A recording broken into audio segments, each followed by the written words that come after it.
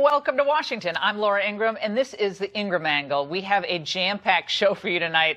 Busy primary night across the country, and we'll give you some hints about what November might look like.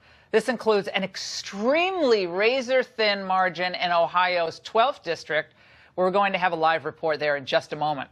Former Governor Mike Huckabee is also here to react to a loony left-wing Rosie O'Donnell's latest stunt in front of the White House. You could almost hear it last night from our set. Plus, the president's legal team expected to respond to Robert Mueller's demands as early as tomorrow. So that's news. Dershowitz is here to tell us what should and should not be included. And Representative Steve Scalise joins us exclusively on the increasing hostility that Republicans face these days, including a death threat he just received. But first, big tech and the new corporate censorship. That's the focus of tonight's angle. Remember what Facebook CEO Mark Zuckerberg told a Senate hearing back in April? There is certain content that clearly we do not allow, right? Hate speech, terrorist content, nudity, anything that makes people feel unsafe in the community. From that perspective, that's why we generally try to refer to what we do as a platform for all ideas. A platform for all ideas, really? Over the past few months, Facebook and other tech giants have given us ample reason to doubt that proclamation. The latest example started early yesterday morning when Apple pulled several podcasts associated with the controversial and often incendiary Alex Jones from the iTunes store. Facebook followed suit, unpublishing 4 of Jones' pages, claiming the videos on those pages violated that hate speech policy. Hours later, YouTube decided it wasn't going to miss out on all that censorship fun, and YouTube suspended the Alex Jones channel with its 2.4 million subscribers. Well, it's easy to dismiss concerns about big tech's actions, all coordinated, it seems, to shut down Jones, because, of course, he's the media's poster child for conspiracy theories. But this isn't about Alex Jones. This is about freedom and our access to information from the sources we as individuals trust and like. If big tech can control the information flow, then they can also perhaps even influence the outcome of the midterms and even future presidential elections. Essentially, Alex Jones has been deleted, digitally from these websites. You wonder if he'll have any influence going forward, because these private companies do have an incredible amount of control over the internet. And that's the point. Controlling who has a voice and who doesn't on these monster platforms is tantamount to limiting speech. And as you'll see in a moment, it's also viewpoint discrimination. Back in February, Facebook launched a new algorithm that would cause top conservative pages to see a dramatic drop in traffic. And this included personal pages, by the way. President Trump's Facebook page saw a 45% drop. Diamond and Silk said their content was similarly blocked on Facebook. Facebook, along with other social media sites, have taken aggressive actions to silence conservative voices such as ourselves by deliberately restricting and weaponizing our page with algorithms that censor and suppress our free speech. Next, it was YouTube, who let conservative influencers build up an audience for years, only to end up limiting their channels, temporarily demonetizing them, with no warning at all. This has happened to conservative commentators like Ben Shapiro, Dave Rubin, and Dennis Prager. For many on the left, the view seems to have become that if you can't beat them, prevent them from speaking. Just look at what's happened to conservative speakers on college campuses. And after liberal radio hosts flopped on Air America, remember them? Well, some Democrats sought to revive the fairness doctrine to snuff out conservative talk radio. Thankfully, that went nowhere. But now they've moved on to the internet and squelching political speech there. A leaked proposal circulating among Senate Democrats outlines a detailed plan to take over the internet by regulating digital platforms and purging content they deem harmful or inaccurate. In other words, information they don't like. It would require social media users to be tracked and labeled according to how reasonable their content is deemed to be.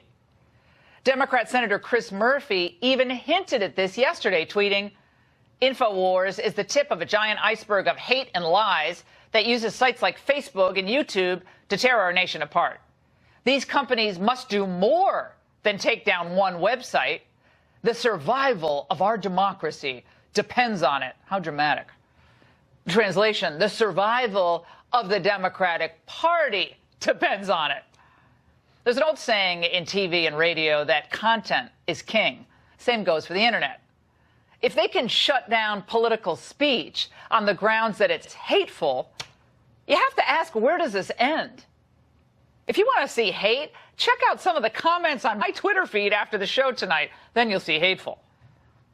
Why do leftists, by the way, always seem to escape big tech censors? I don't know, Louis Farrakhan comes to mind. He's a casual racist, of course, and an anti-Semite who called white people, quote, potential humans, praised Hitler, and blamed Jews for 9/11. Well, he's still standing tall on his Facebook page, has 1 million followers. And what about those who traffic in violence? If Facebook really cares about standards of safety, I don't think they'd be granting Antifa chapters from coast to coast where their pages can plug their next thuggish beatdown of conservatives with their black hoods and all. And by the way, if there's so much concern over conspiracy theories like the one Alex Jones peddles, well, do moments like this give social media kings pause? The fact of the matter is, he's not only bad because he's a liar, he's bad because he doesn't know how to inspire people or evoke that emotion in them of what about his rallies? Knowing. And first of all, people are paid, Chris. You know that. People were paid since he went down on the escalator. He pays people to show up at those rallies. I don't. Trump pays people to go to his rallies. That'd be a lot of money. She still has a YouTube channel. The truth is, we conservatives always want more political speech, not less of it, even when it's offensive to us. Our only point usually about speech is limiting it if there's a direct incitement to violence or material that's injurious to children. But political speech in general, we want more. Now, while Facebook and Apple are private companies and thus aren't state actors for First Amendment purposes, they better be real careful with these moves to circumscribe certain groups' political speech. Because voters in the future, they might just demand that Facebook, Twitter, YouTube be treated more like public utilities that have to operate in the public interest. For instance, a utility can't refuse to give electricity to a family because they disagree with their views or, heaven forbid, because they're of a different race. They act in the public interest. Ted Cruz, by the way, in response to the Alex Jones purge, said tech companies have, quote, a degree of power and an ability to censor that William Randolph Hearst, at the height of yellow journalism, could never have imagined. They have the ability, if there is a speaker who is disfavored, simply to silence the speaker. Your words float off into oblivion and nobody hears them. Well, he's right about their power. The big 5 tech companies are now worth an estimated $4 trillion. Well, that figure puts them above the GDP of all but 7 countries on the planet. The immense size of these companies is concerning, but so too is the speed with which they can succumb to external pressure. Point in case. Just 3 weeks ago, Mark Zuckerberg defended keeping InfoWars on his platform. You look at the things that are getting the most distribution. If people have flagged them as potential hoaxes, we send those to fact checkers. And if those fact checkers say that it is provably false, then we will significantly reduce the distribution of that content. Why don't you want to just say, get off our platform? Well, look, as abhorrent as some of this content can be, I do think that it gets down to this principle of giving people a voice. Well, right. So why did he end up caving here? Well, we'll continue to demand answers for you.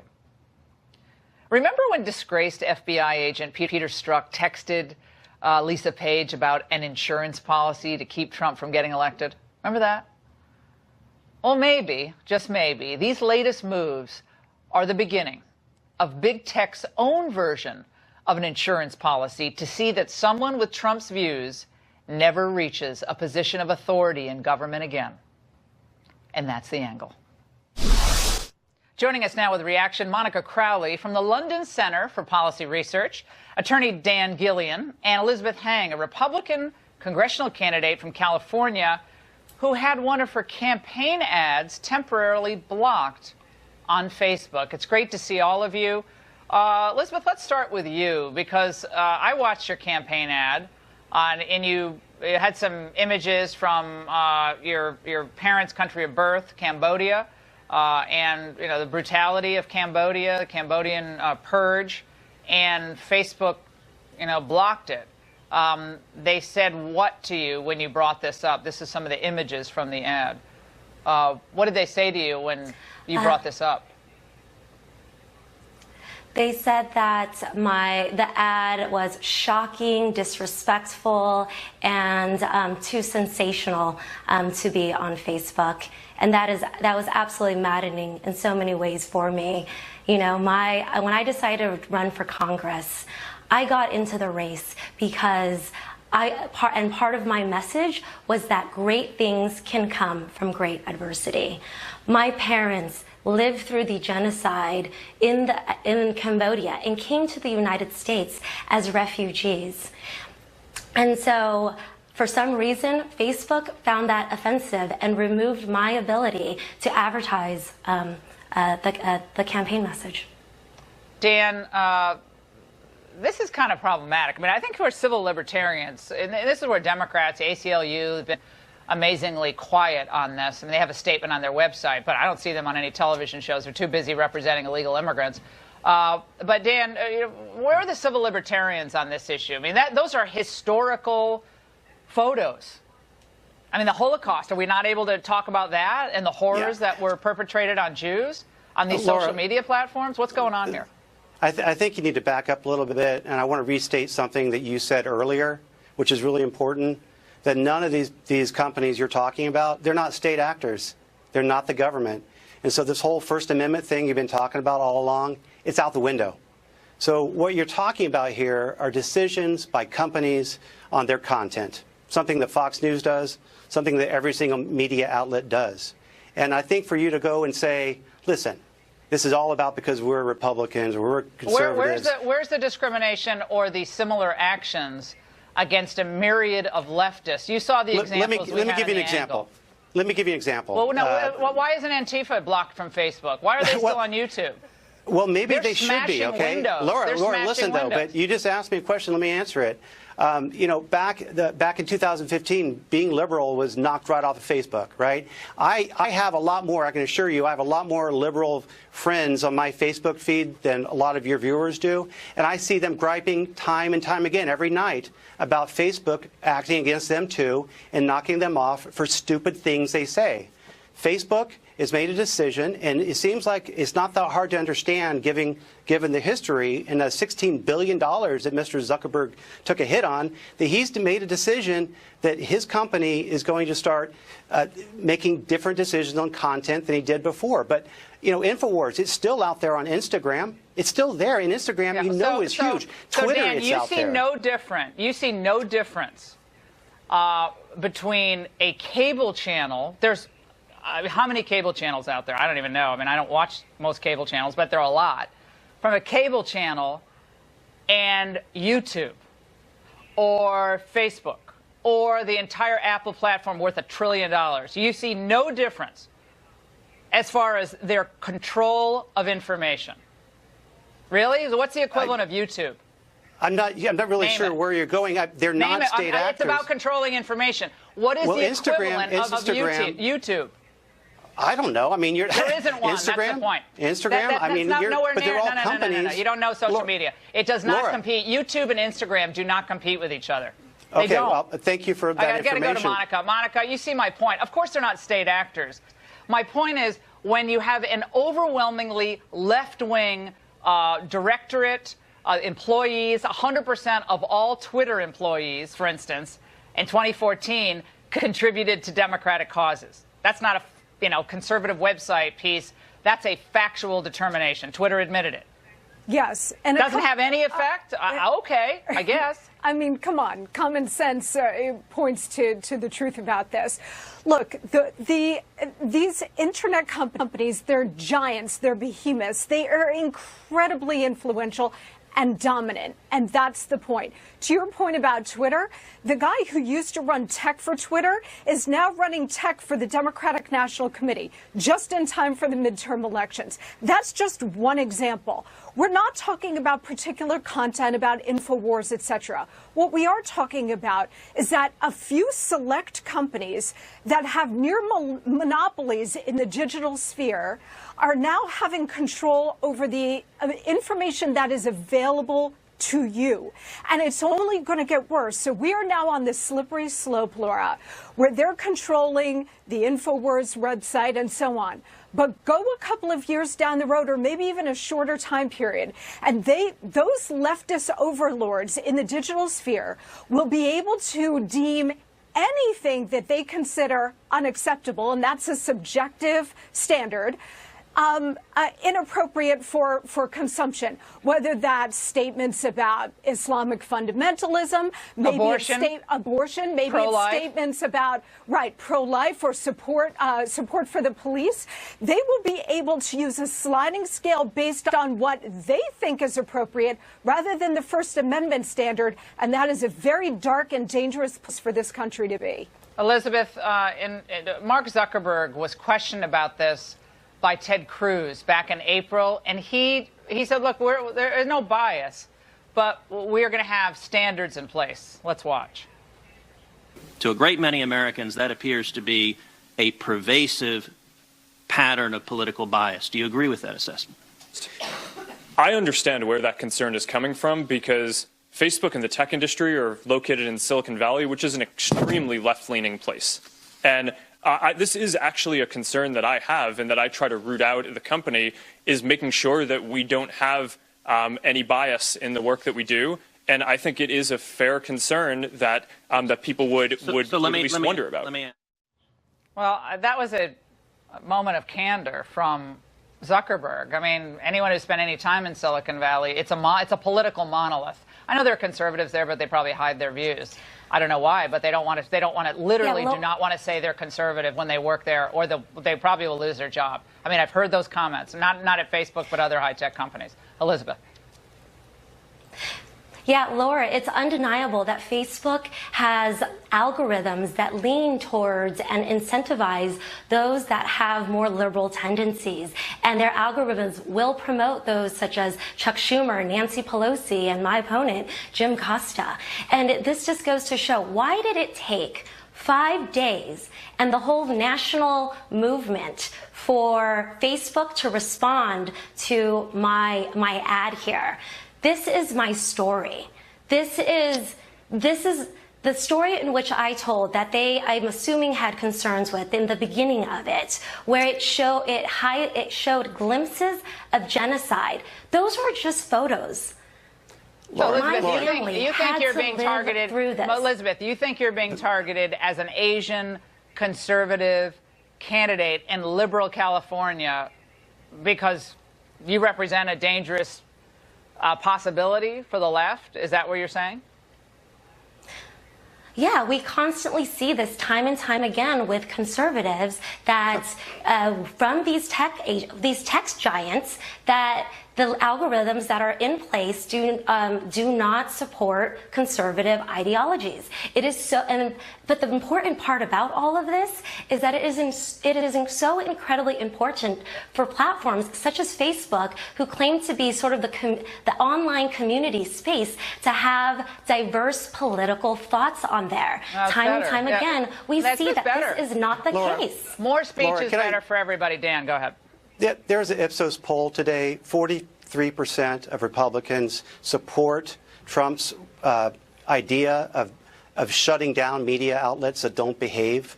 So this goes both ways, and this is not a Republican versus a Democrat issue. I mean, I believe that you mentioned the ACLU. I know the ACLU really does not like any sort of infringement on anything that's speech related. Yeah. Well, we got to get Monica. They're nowhere. They're nowhere. They're focusing on illegal immigration and partisan issues. Monica, real quick, we got 30 seconds. Yeah, I mean, I really feel for Elizabeth because she's trying to tell the story of her family, which is the American dream. And, you know, these tech giants are trying to crush that message, which is particularly appalling. Yeah. But as Elizabeth points out, they've got these algorithms. They're clearly set in a certain direction. But then they'll say, well, then we've got a next barrier of humans, actual human beings, who are trying to review these artificial intelligence decisions and make sure there's no bias.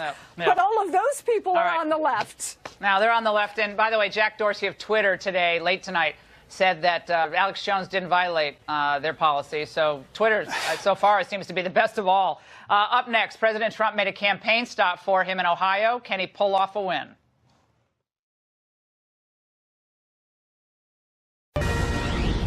President Trump tonight facing a political test of his influence in a House special election in Ohio. And this race is neck and neck at the moment. Fox News correspondent Kristen Fisher joins us live from the election headquarters of Republican Troy Balderson, who's fighting Democrat Danny O'Connor for that Ohio House seat. Kristen, what is the latest there? Well, Laura, everyone is on the edge of their seat here at Balderson's headquarters because this race is shaping up to be exactly how the polls predicted. It is razor tight, and right now, literally everybody in the room has their eyes on one county. There is only one county that does not have all of its precincts in, and that is Delaware County. And this is a big deal because Delaware County is the county that President Trump came to on Saturday. This is where he held his big rally for Republican Troy Balderson. This is also a county that has been reliably Republican over the years, and yet when the early vote came in, Danny O'Connor, the Democrat, won the early vote by about 2,000 votes. So that has everybody here very nervous. They're watching Delaware County very closely, and based on the unofficial results that I'm looking at right now on the Ohio's Secretary of State website, we have 95% of the precincts in Delaware County in, and Balderson is ahead, 54-45. So we'll see if that holds. The other county that we've been watching all night, Franklin County. That's the county just outside the suburbs of Columbus. This is where the Democrat Danny O'Connor is from. It's also what the Republican Troy Balderson had alluded to last night at this rally. He made a little bit of a flub when he said, we don't want to see someone from Franklin County representing us win. Democrat Danny O'Connor, of course, from Franklin County. And now O'Connor is ahead there, 65-35. Not a huge surprise there, but this is so close. Laura, the other thing I'm hearing a lot from people in the room, the possibility of an automatic recount. If the difference is 0.5% or less, that triggers an automatic recount. It is very close, but so far, right now, still outside that automatic recount margin. Laura, it is very exciting in here, but everybody's still very nervous and cautiously optimistic. That's the phrase I keep hearing over and over. Well, Kristen, certainly loud there. Great reporting. We'll continue to monitor this race and others throughout the hour and the night and bring you the results as they come in. Very exciting. Of course, even if Balderson wins, the other networks will say it's really a loss for Trump. So even if he wins, he loses. So just make sure you get that right. Well, as we touched on earlier in the angle, one of your favorites, and I know you've missed her on daily television, Rosie O'Donnell, has gone into full conspiracy theory mode with regard to President Trump. And last night, about how many blocks is it? 16, 17 blocks from here? O'Donnell led a sing-along protest, I kid you not, in front of the White House with some of her fellow Hollywood and Broadway stars, even though no one told them the president wasn't home. We are so thrilled to finally be here at the Kremlin Annex on night 22. How many have been here every night? Let's hear it. And we're going to keep coming back until he's out. Let the president know in no uncertain terms that we are alive, awake, and we are woke. We are not going away. Raise your hand if you're sick of woke. I am. Former Arkansas Governor Mike Huckabee joins us with a reaction. Governor, first of all, on my radio show, I played all the really bad singing. I mean, these are great Broadway stars, a lot of talent. But I don't know, the chanting, no rhyming, they haven't updated the chant since like 1968 on the left, so it was very disappointing. But what do you make of her resurgence on the scene? And tonight I went by the White House tonight. These people are still out there, I guess, until they feel like they can drive the president from office. Well, I think it's important that you noted he wasn't even there. I think they thought it was Halloween and they were there to do some early trick-or-treating, and they scared the daylights out of people around the White House. The other thing that I believe it may perhaps solve this mystery, where did that noise come from that damaged the hearing of the people who were working for the State Department down in the Cuban embassy? I think we now know Rosie and her team had gone down there, and that's what caused that physical damage. One other observation, Laura. I thought Rosie had moved to Canada. You know, she promised that if Trump got elected, she would go. So I don't know what she was able to do. I guess she was coming back into the country for a brief visit, because after all, she's Canadian now, isn't she? Did I miss something? Well, she's a woman on a mission. I mean, she actually said to Chris Cuomo last night that Donald Trump and his organization pays people to attend his rallies. And Chris Cuomo says, like, well, maybe, but he said, like, maybe a sum, but he has tens of thousands of people. And then she said, no, he doesn't. What? I mean, I guess she didn't remember the Mobile, Alabama rally in 2015 in August where he had 70,000 people. I guess those were all cardboard cutouts in Rosie land. Well, those cardboard cutouts are sure making a lot of noise. And I'll tell you another thing. It's absurd to say that those people are paid. Those people just happen to love their country. Now, let me be fair. Rosie O'Donnell has as much right to protest and sing songs as anybody else. This is America. We're all fine with that. But I think what we all find a little bit disingenuous is that her attitude is, rather than accept the election results from 2016, suck it up and say we're going to do better next time, their idea is, let's invalidate the election results because we don't like how they turned out. This is the rantings of a 7-year-old who got defeated playing baseball and decided that we're just going to overturn the game rather than just learn how to play the game a little better next time. Well, Governor, not just that, but now the entertainment industry on the left coast and the West Hollywood crowd has voted, I'm sure the president is devastated, to remove the president's star on the Hollywood Walk of Fame. So no longer will they have to guard the star. People won't pickaxe. So this is what it's come to. This is how petty and pathetic they have become. They're going after some, what is that, marbles? I don't know what it is. But that, I guess, makes them feel better, and they feel like they've had a good, that's their idea of victory. Well, if they're going to chop up everybody's star who has done something they don't like, they might as well rent a bunch of jackhammers, because there's a lot of people on that sidewalk who represent some pretty crazy views and some things that have gotten them landed with the Me Too movement. So will we see a goodbye from Kevin Spacey, from Roman Polanski? How many of the Hollywood elites are going to have their stars chopped up because they didn't exactly do the right thing to be charitable about it? No, I mean, it's just such a double standard. I mean, we have the, if you're a star like James Gunn and director of the Guardians of the Galaxy, and you had bad tweets, they make an excuse for you. But if you're anyone who's a conservative, you apologize for something or make a mistake, they never forgive you. So the forgiveness only ever goes one way. Governor, thank you so much. And by the way, the showdown between the Trump legal team and Bob Mueller over that presidential interview is about to take a dramatic turn. Details, reaction, Alan Dershowitz and Weisenberg next.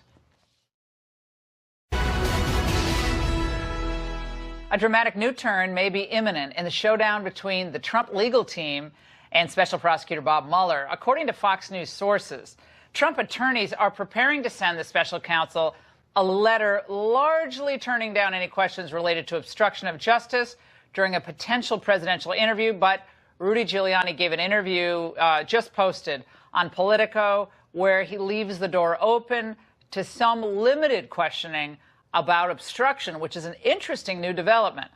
Will this spark, though, a major escalation between both sides in the Russia probe? Joining us now to analyze, Alan Dershowitz, author of the big bestseller, The Case Against Impeaching Trump, and Saul Weisenberg, former deputy independent counsel in the Whitewater investigation. We'll also get into the cantankerous T.S. Ellis, the federal district judge who is presiding over the Paul Manafort trial. But let's get to this breaking news.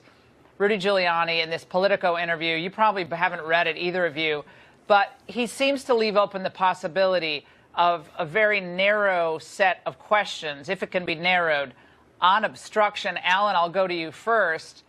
What might be the wisdom in that? Well, I think Giuliani's tactic is to be able to say to the public, look, our president was willing to speak and Mueller turned him down. I think he's making Mueller an offer that Mueller can't really accept. He is putting forth a kind of narrow window.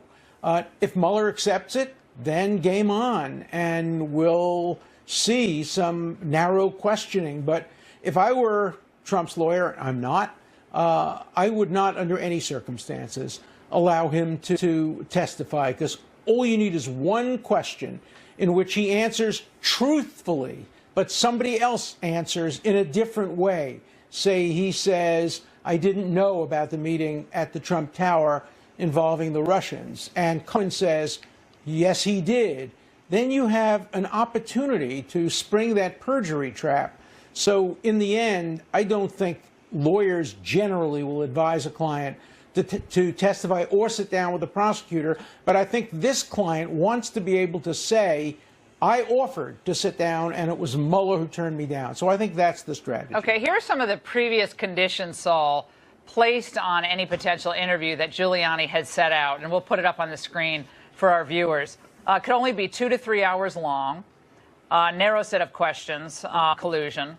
They provide info on FBI information first, that they want that information, show proof that Trump committed a crime, show testimony is needed to end the probe, and curtail obstruction questions. So that's the one that kind of was fleshed out a little bit more tonight in Giuliani's comments to Politico, that last bullet point. Saul, your reaction to these latest developments, do you agree with what Professor Dershowitz is positing there?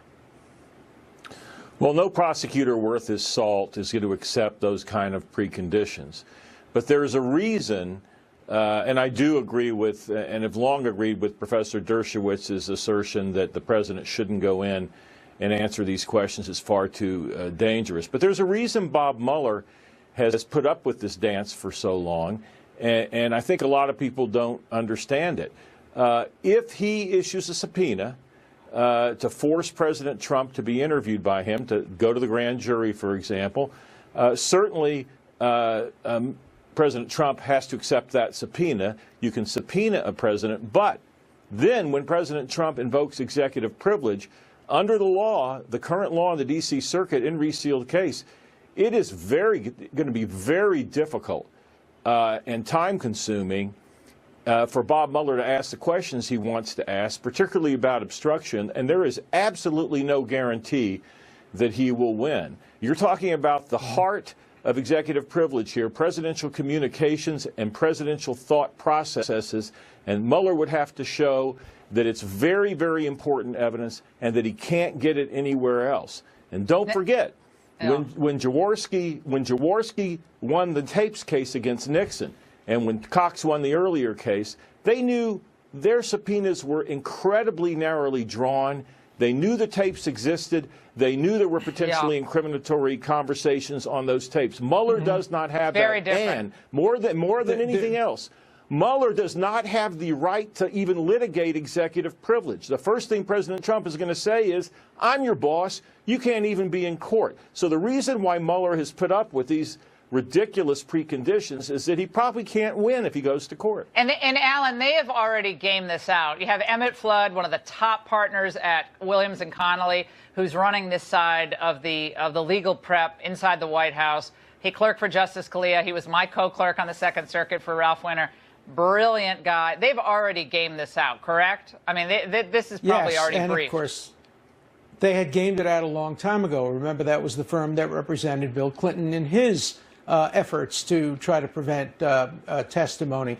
In addition to his claim of executive privilege, there is also a constitutional argument, and that is that since a senator and a congressman can't be questioned about what they did on the floor of the Senate, I don't believe a president can be questioned about why he pardoned or why he fired or why he tweeted or why he exercised any of his powers under Article 2 of the Constitution or the First Amendment. So although I think in the end, if a subpoena was issued and challenged, I think Mueller would be able to get some testimony from the president if he stayed away from issues that are covered by these privileges. But in the end, it would be a Pyrrhic victory. It would take him so much time that it would guarantee that the report could not be written until after the midterm elections. Wow, this is we don't even have time to get to T.S. Ellis and how, well, he was a little cantankerous, but we're going to, when we have you back, well, I mean, this is going to be going on for at least another week or so.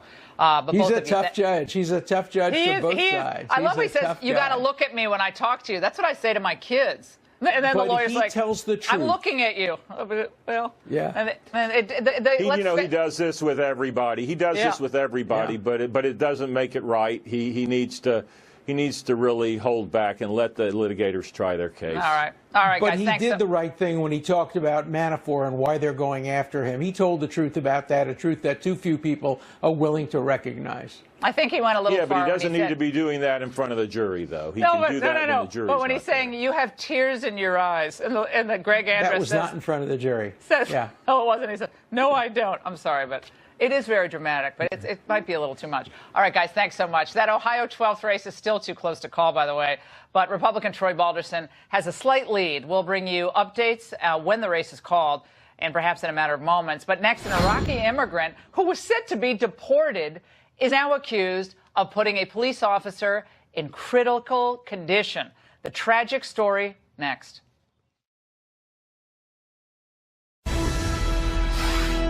Our country's immigration laws lead to tragic consequences yet again.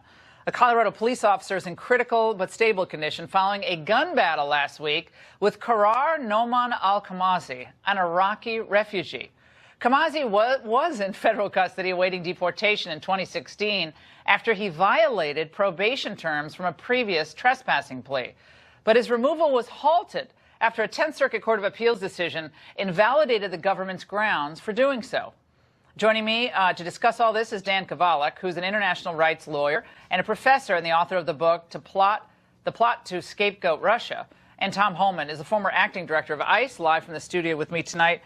Tom, this guy was quite a beaut. I mean, he was arrested on a weapons charge. He was possession by a previous offender. That was in January of this year, and then leads to this horrific shooting of a police officer. Yeah, I think it's clear that somebody shouldn't have been allowed to stay in the country, right? It's a great privilege to be allowed to come in this country as a refugee or a non-immigrant, and to knowingly violate laws of this country, given such a great privilege. That's somebody that needs to leave. They need to remove that privilege and remove them from the United States and send them home. The 10th Circuit initially said in their ruling that the government didn't have a right, I think it was the description of what a violent offense is, it's too ambiguous of a term, so said no, that's not going to work. So once again, the courts end up making the job of enforcing common sense immigration law much more difficult. Well, I disagree with the court's decision, but as a law enforcement officer, career law enforcement officer, that ran a law enforcement agency, we have to salute and follow the court's order. However, now it's up to Congress. If they're saying the definition of crime or violence is too vague, it's up to Congress to fix it, make it not vague. Because people that come to this country and commit crimes, they need to go home. I mean, we need to protect the sovereignty of this country, and we need to protect public safety. Dan, President Trump wants to reduce the number of refugees in the United States, currently about 40,000. Hillary wanted about 100,000. He wants to bring it down to about 15,000. Because difficulty vetting, we're going to do extreme vetting, but we don't know how well that's working out. What's your reaction to this particular story and then the broader issue? Well, first of all, my response is that you can never extrapolate from one example. You know, there was a very good story in the Washington Post in June by a guy named Christopher Ingraham, showing that, in fact, both illegal immigrants and legal immigrants commit much less crimes, in fact, natural-born Americans, which needs to be kept in mind. But I also want to note, if we want to look at the big picture issues, things we can extrapolate from, these wars the U.S. has been fighting, like in Iraq, have actually exacerbated the immigration issue. And if people want to deal with immigration and lower immigration, the U.S. ought to start thinking about withdrawing from these wars and avoiding new ones. We're not here to debate the wars. In Iran. Well, I probably agree with you on a lot of the wars issue. We're talking about our right, our sovereign right as a people, to decide who gets to come in, and then when you're here as basically a privilege that we grant you, who doesn't get to stay? And we have violent criminals who are released onto the streets, who are people who are here illegally, and Tom, as you know, who've been deported multiple times, who come back, commit heinous crimes or DWI. They have a trail of tears behind them. And we still have the ACLU out there beating the drums for more illegal immigrants in the United States. And I think this stuff has got to stop. Got to stop. Tom. Statistically, I don't care about immigrants the statistics commit less crimes. I don't care. That is such a meaningless statistic. Well, if they're not supposed to be here. No, it's very important. Not supposed to be here.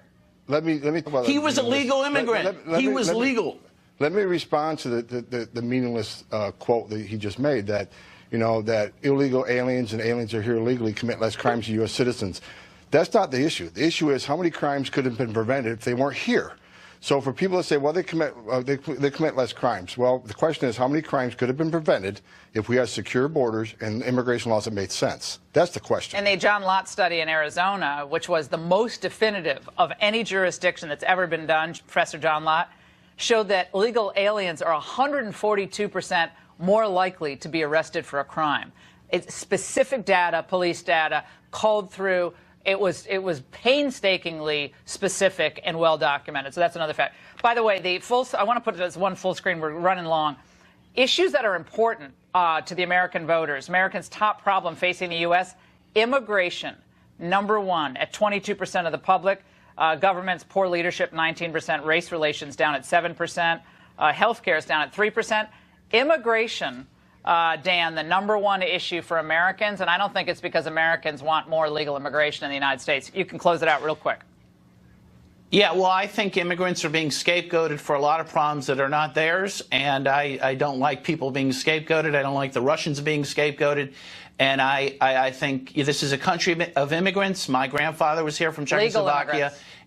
Legal. Yeah, yes, but I don't think there's any such thing as an illegal immigrant. But in any case, well, yeah. All right. Well, that's very revealing. You don't think borders don't matter, countries don't matter. Let's do it all. John Lennon's song of it's like there's no wars, there's no borders, there's no countries, there's no sovereignties, and then ultimately there'll be no freedom. Love the segment. Thank you both. By the way, police bust a man threatening the life of House Majority Whip Steve Scalise barely a year after he was nearly killed by a gunman. Congressman Scalise joins us exclusively with his reaction next. House Majority Whip Steve Scalise facing new threats to his life barely more than a year after he was nearly assassinated during that congressional softball team practice. Police have arrested 63-year-old Carlos Bayon of Grand Island, New York, charging him with menacing the congressman after leaving violent voicemail messages. Authorities discovered hundreds of rounds of ammo and firearm purchase receipts in Bayon's home, along with bomb-building information. Joining us exclusively now with his reaction is House Majority Whip Steve Scalise. Congressman, it's great to see you. I'm so relieved. This guy was found. This was prevented. Lord knows what might have happened. We're also awaiting the election result from Ohio 12, which we're going to talk to you about, Congressman Scalise. But your reaction to yet another violent threat against your life. Well, Laura, it's great to be back with you. And clearly, these kind of disturbing things, there's no place for it in politics. I first want to thank, once again, our United States Capitol Police. They were very quick to act. When my office received this threat, they sent the information on to Capitol Police. Capitol Police did research, found out that this man has had some real serious concerns, and it was hard to track him down because he was trying to use aliases But ultimately, they found him, and he's in custody, in federal custody, and hopefully he gets a serious sentence, because you can't allow this kind of threats and violence against people based on their political views. Congressman, did he have postings on social media about you? Did he have was it a purely political axe to grind? Is he mentally deranged, or a combination of both? Well, I guess we'll find out a lot of that. Clearly, he had some strong disagreements with my political views and others. There were others that he threatened as well, and he's going to have to account to that. And the Justice Department has him now. But again, my thanks and true appreciation goes out to our law enforcement and the United States Capitol Police, acting quickly and working with New York authorities to make sure that he got into custody. Does this, what you see with Antifa across the country, taking over this Portland ICE office, black hoods, the beatdowns of conservatives, intimidations of conservatives in public? You saw what happened to Charlie Kirk and his colleague Candace Owens the other morning in Philadelphia. This stuff seems to be ratcheted up. The left blames President Trump. They say, well, he's calling the news fake news and calling them out, and that's making people more and more anxious. No. You look at some of the liberal rhetoric that's coming out from the left.